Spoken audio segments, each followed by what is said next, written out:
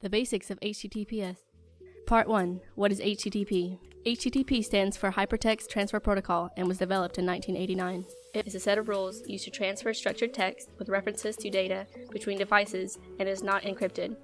Simply put, HTTP is a form of communication between devices where hackers can access the transferring data. 5 years later. HTTPS was created in 1994 by Netscape Communications. It was originally used with the SSL protocol, but then the SSL evolved into TLS, Transport Layer Security. In the late 2000s, the use of HTTPS was on widespread, as it was a better way of securing accounts and keeping user communications, identity, and web browsing private. Part 3. How does HTTPS work? SSL explained.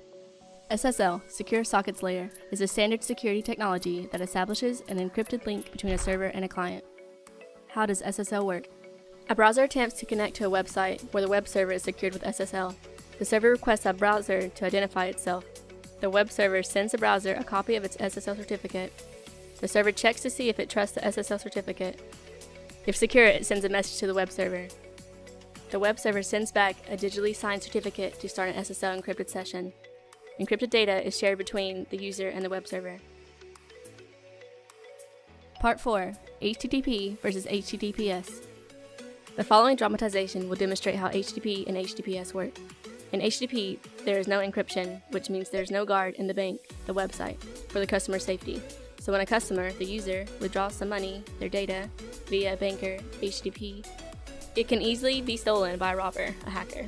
Whereas in HTTPS, there is an encryption, so there is a guard, SSL, in the bank.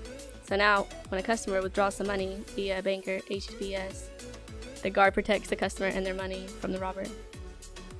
Part 5. Why is HTTPS preferred? It encrypts the contents of communication between client and server, preventing anyone from observing your communication. It verifies the integrity of communication between client and server, ensuring that the message was not modified by a hacker.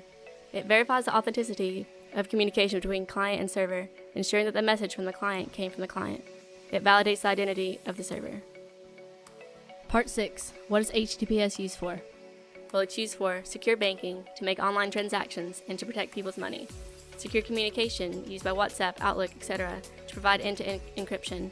And online shopping, to make secure transactions and ensure your money goes to the right place. Although HTTPS has its advantages, there are also some disadvantages, which are: pages accessed by HTTPS cannot be cached in a shared cache. There will be more latency in accessing the page than HTTP. And older versions of browsers or SSL could refuse to work with HTTPS. That's the basics of how HTTPS works. Thank you for watching.